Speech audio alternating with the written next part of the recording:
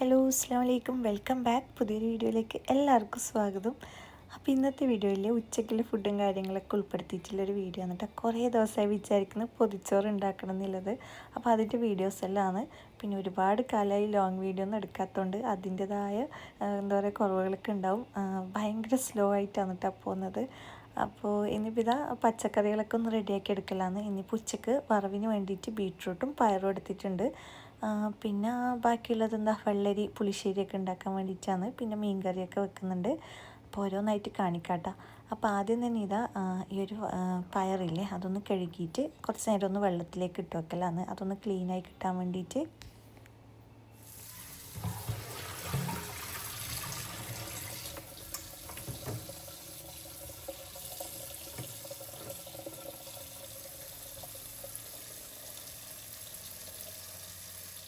അപ്പോൾ ഇത് ആദ്യം തന്നെ ഇതാ പുളിശ്ശേരി ഉണ്ടാക്കാനില്ല വെള്ളരി ഒന്ന് കട്ട് ചെയ്തെടുക്കലാണ് കേട്ടോ. ഇതിപ്പോൾ ഫുള്ള് വെള്ളരി എടുക്കുന്നില്ല, പകുതി മാത്രമേ എടുക്കുന്നില്ലൂ കേട്ടോ. അപ്പോൾ ഇതാ ഇതിൻ്റെ തൊലിയെല്ലാം കഴിഞ്ഞിട്ട് ഒന്ന് കട്ടാക്കി എടുക്കലാണ്. പിന്നെ ഇത് ഭയങ്കര കയ്പ്പുണ്ട് കേട്ടോ. അപ്പോൾ അതുകൊണ്ട് തന്നെ കുറച്ച് അടിയിലേക്ക് കൂടി കളഞ്ഞിട്ടാണ് ഇതൊന്ന് എന്താ പറയുക ചെറിയ പീസാക്കിയിട്ട് കട്ട് ചെയ്തെടുക്കുന്നത്.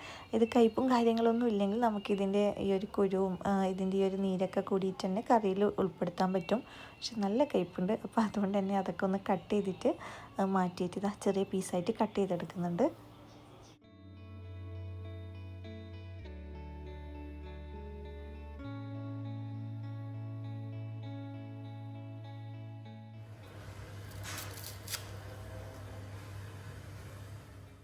ഇനിയിപ്പോൾ ഇതാ കട്ട് ചെയ്ത് വെച്ച വെള്ളരിയും ഇതിലേക്കൊരു പച്ചമുളകും ചേർത്തിട്ടുണ്ട്. കുക്കറിലാണ് കേട്ടോ ഉണ്ടാക്കിയെടുക്കുന്നത്. ഇനിയിപ്പോൾ ഇതിലേക്ക് ഇതാ കുറച്ച് മഞ്ഞൾപ്പൊടിയും അതുപോലെ തന്നെ ഇതിലേക്ക് ആവശ്യത്തിനുള്ള ഉപ്പും കൂടെ ചേർത്ത് കൊടുക്കുക. എന്നിട്ട് അടച്ച് വെച്ചിട്ട് ഈ ഒരു വെള്ളരി ഒന്ന് വേവിച്ചെടുക്കാം കേട്ടോ.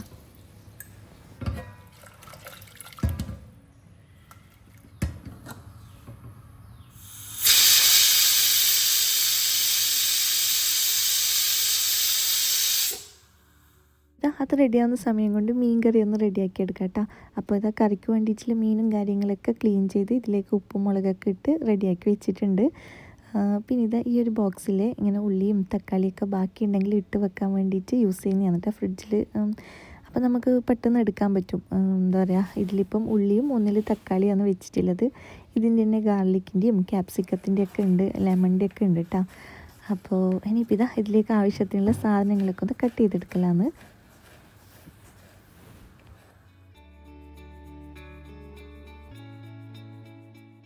അപ്പോൾ ഇതാ ഒരു ചട്ടിയിലേക്ക് വെളിച്ചെണ്ണ ഒഴിച്ച് കൊടുത്തിട്ടുണ്ട്. അതൊന്ന് ചൂടായി വന്നാൽ ഇതിലേക്ക് കറിവേപ്പിലയും ഉള്ളിയും കൂടെ ചേർത്ത് കൊടുക്കുക. ഒരു ചെറിയൊരു പീസ് ഉള്ളിയാണ് കേട്ടോ എടുത്തിട്ടുള്ളത്. ചെറുതാണെങ്കിൽ ഒന്ന്, വലുതാണെങ്കിൽ അതിൻ്റെ പകുതി മതി. അപ്പോൾ അത് ചേർത്ത് കൊടുക്കുക. എന്നിട്ടൊന്ന് വഴറ്റിയെടുക്കുക.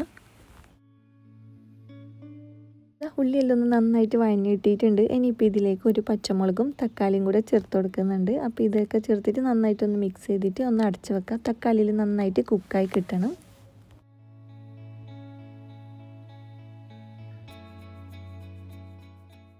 അപ്പോൾ ഇത് തക്കാളിയിൽ നന്നായിട്ട് കുക്കായി വന്നിട്ടുണ്ട്. ഇനിയിപ്പോൾ ഇതിലേക്ക് ആവശ്യത്തിനുള്ള മുളക് പൊടിയും മല്ലിപ്പൊടിയും ചേർത്ത് കൊടുക്കുക. മുളകും മല്ലി മിക്സ് ചെയ്ത് ചേർക്കുന്നതാണെങ്കിൽ എക്സ്ട്രാ മല്ലിപ്പൊടി ചേർക്കേണ്ട ആവശ്യമില്ല കേട്ടോ. അപ്പോൾ അതൊക്കെ ചേർത്ത് വെള്ളവും കൂടെ ഒഴിച്ച് ഇതിലേക്ക് ഉപ്പൊക്കെ ചെക്ക് ചെയ്ത് നോക്കിയിട്ട് നന്നായിട്ടൊന്ന് തിളച്ച് വന്നതിന് ശേഷം അടച്ച് വെക്കുക. എന്നിട്ട് ലോ ഫ്ലെയിമിൽ വെച്ചിട്ട് ഇതൊന്ന് കുക്ക് ചെയ്തെടുക്കുക കേട്ടോ. എന്നിട്ട് നന്നായിട്ട് തിളച്ച് വന്നതിന് ശേഷം വേണം ഇതിലേക്ക് മീനും കാര്യങ്ങളൊക്കെ ചേർത്ത് കൊടുക്കാൻ വേണ്ടിയിട്ട്. അപ്പോൾ കറി സെറ്റാവുന്ന ടൈം കൊണ്ട് നമുക്ക് പയർ വറവ് ഉണ്ടാക്കിയെടുക്കാം കേട്ടോ. ഒരു പാത്രത്തിലേക്ക് വെളിച്ചെണ്ണ ഒഴിച്ചിട്ടുണ്ട്. കടുകും കറിവേപ്പിലയും ചേർത്ത് കൊടുക്കുക.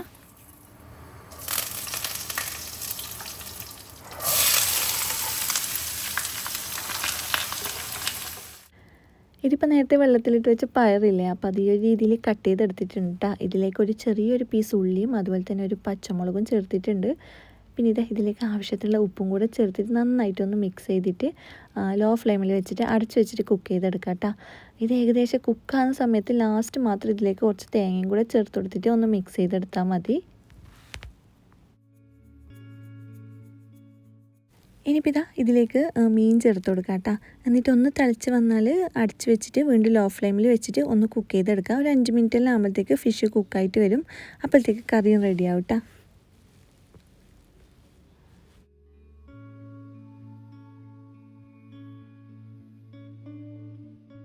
ഇനിയിപ്പോൾ ഇതാ പുളിങ്കറിയിലേക്കുള്ള തേങ്ങ ഒന്ന് റെഡിയാക്കി എടുക്കാനുണ്ട്. മിക്സിയുടെ ജാറിലേക്ക് തേങ്ങയും 2-3 അല്ലി വെളുത്തുള്ളിയും അതുപോലെ തന്നെ കുറച്ച് ചെറിയ ജീരകവും ചേർത്തിട്ടുണ്ട്. നന്നായിട്ടൊന്ന് അരച്ചെടുക്കാം കേട്ടോ.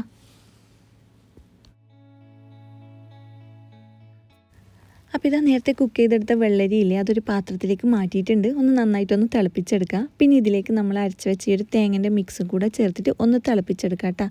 നന്നായിട്ട് തിളച്ച് വന്നാൽ ഇതൊന്ന് കാച്ചി ഒഴിച്ച് കൊടുക്കുക. ഞാനിപ്പോൾ ഇതാ വെളിച്ചെണ്ണയിലേക്ക് കടുകും കറിവേപ്പിലയും മുളകും കൂടെ ചേർത്തിട്ടുണ്ട്. അപ്പോൾ അത് ഇതിലേക്കൊന്ന് ചേർത്ത് കൊടുക്കുക. ഞാൻ ഈ ഒരു രീതിയിലാണ് കേട്ടോ ഉണ്ടാക്കിയെടുക്കൽ. നന്നായിട്ടൊന്ന് തിളച്ചിട്ട് ഫ്ലെയിം ഓഫ് ചെയ്യും. എന്നിട്ട് ഇതിൻ്റെ ചൂടെല്ലാം പോയതിന് ശേഷമാണ് ഇതിലേക്ക് തൈര് ചേർത്തിട്ട് മിക്സ് ചെയ്ത് കൊടുക്കൽ. അപ്പോൾ ഇതാ ഇങ്ങനെ ആയതിനു ശേഷം ഒന്ന് അടച്ച് വെക്കുക. ബാക്കിയുള്ള ഐറ്റംസ് ചൂടൊക്കെ പോയിട്ട് ചേർത്ത് കൊടുക്കുക.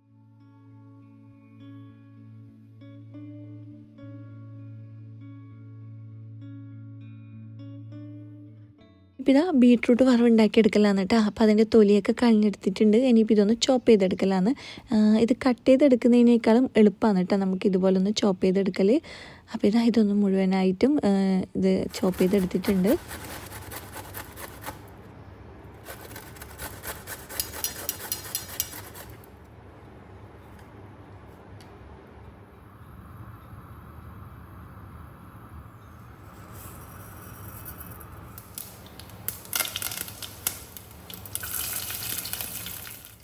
അപ്പോൾ ഇതാ ബീട്രൂട്ടെല്ലാം ചോപ്പ് ചെയ്തെടുത്തതിലേക്ക് ഒരു ചെറിയൊരു പീസ് ഉള്ളിയും പച്ചമുളകും ചേർത്തിട്ടുണ്ട് കേട്ടോ.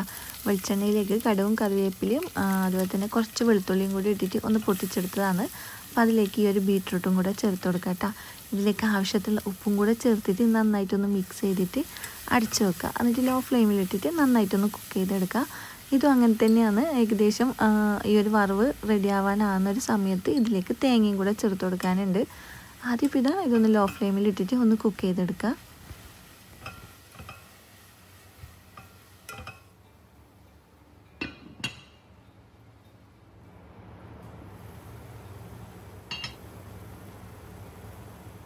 അപ്പോൾ ഇതാ ബീട്രൂട്ട് വറവ് റെഡി ആയിട്ടുണ്ട്. ഇതിലേക്ക് ലാസ്റ്റായിട്ട് തേങ്ങയും കൂടെ ചേർത്തിട്ട് ഒന്ന് മിക്സ് ചെയ്തെടുക്കുന്നുണ്ട് കേട്ടോ.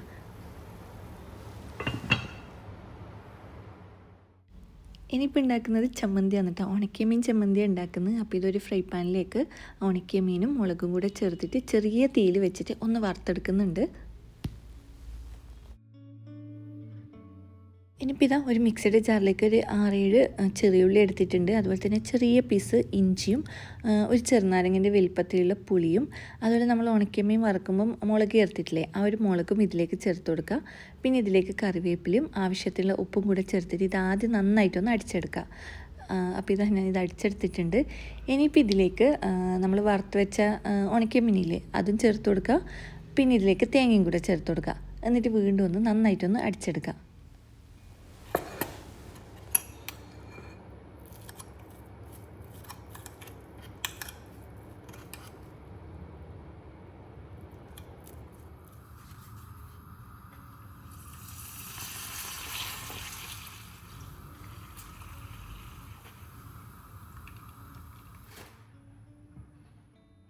ഇനിയിപ്പോൾ ഇതാ ഇതിൻ്റെ മെയിനായിട്ടുള്ളൊരു സാധനം മുട്ട പൊരിച്ചുണ്ടാക്കലാണ് കേട്ടോ. അപ്പോൾ ഇതാ ഇതിലേക്കുള്ള ആവശ്യത്തിനുള്ള എന്താ പറയുക ഒരു ബൗളിലേക്ക് ഉള്ളിയും പച്ചമുളകും ഒക്കെ ചേർത്തിട്ടുണ്ട്. പിന്നെ മുട്ടയും കൂടെ ചേർത്ത് കൊടുക്കുക. ഞാനിപ്പോൾ ഒരു 5-6 മുട്ട വെച്ചിട്ടാണ് കേട്ടോ ഉണ്ടാക്കുന്നത്. അപ്പോൾ ഇതാ അതൊക്കെ ഓരോന്നായിട്ട് പൊട്ടിച്ചിട്ട് ചേർത്ത് കൊടുത്തിട്ടുണ്ട്. എന്നിട്ട് ഇതിലേക്ക് ഉപ്പും കൂടെ ചേർത്ത് കൊടുത്ത് പിന്നെ കുറച്ച് മുളക് പൊടിയും കൂടെ ചേർത്ത് കൊടുത്തിട്ടുണ്ട്. അപ്പോൾ ഇത്രയും ഐറ്റംസ് ചേർത്ത് നന്നായിട്ടൊന്ന് മിക്സ് ചെയ്തിട്ട് ഒരു പാനിലേക്ക് ഒഴിക്കാട്ടെ. ഞാനിപ്പോൾ ഇത് മൊത്തത്തിൽ ഒഴിച്ചെടുക്കാൻ വേണ്ടിയിട്ട് ഒരു വലിയ പാനാണ് വെച്ചിട്ടുള്ളത്. അപ്പോൾ ഇതാ ഒരു പാനിലേക്ക് ഓയിൽ ഒഴിച്ചിട്ട് ഈ മുട്ടയും കൂടെ ചേർത്ത് കൊടുക്കുക. എന്നിട്ട് ലോ ഫ്ലെയിമിൽ വെച്ചിട്ട് കുക്ക് ചെയ്തെടുക്കുക.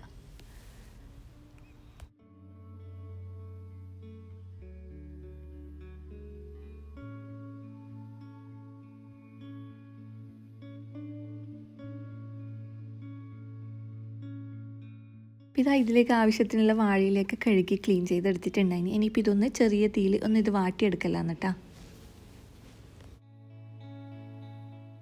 ഇത് ഐറ്റംസ് എല്ലാം റെഡിയാക്കി എടുത്തിട്ടുണ്ട്. പിന്നെ ഇതാ പുളിങ്കറിയിലേക്ക് തൈരും കൂടെ ചേർത്ത് കൊടുക്കലാണ് കേട്ടോ. ചൂടെല്ലാം പോയിട്ട് തൈര് ചേർത്ത് കൊടുക്കുമ്പോൾ നല്ലത്, അല്ലെങ്കിൽ ഇതൊരു കാണുമ്പോൾ ഒരു പരുത്ത പോലെ ഉണ്ടാവും. അപ്പോൾ ഇതാ തൈരും കൂടെ ചേർത്തിട്ട് നന്നായിട്ടൊന്ന് മിക്സ് ചെയ്തെടുക്കുക. ഇനിയിപ്പോൾ ഇതൊക്കെ ഇലയിൽ വെച്ചിട്ട് ഒന്ന് സെറ്റ് ചെയ്തെടുക്കലാണ്.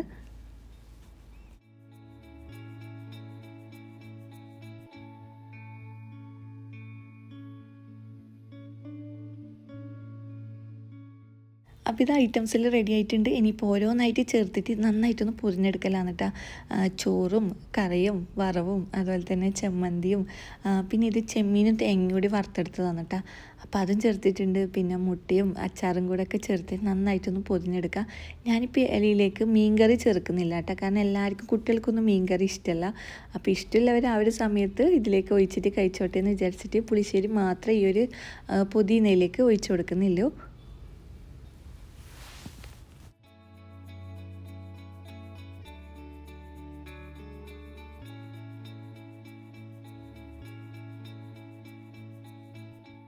ഞാനിപ്പോൾ ഇതാ എല്ലാവരുമായിട്ട് ഇരുന്നിട്ട് ഫുഡെല്ലാം കഴിക്കലാണ്. അപ്പോൾ ഇത് അടിപൊളിയായിരുന്നു കേട്ടോ പൊതിച്ചോറ്. അപ്പോൾ ഇതാ ഇന്നത്തെ റെസിപ്പിയെല്ലാം എല്ലാവർക്കും ഇഷ്ടമായെന്ന് വിചാരിക്കുന്നത്. അപ്പോൾ വീണ്ടും എല്ലാവരും വീഡിയോ ഒക്കെ കണ്ടിട്ട് സപ്പോർട്ട് ചെയ്യുക. നല്ല അടിപൊളി വീഡിയോ ഒക്കെ ആയിട്ട് കാണാം. അതുവരേക്കും ബൈ.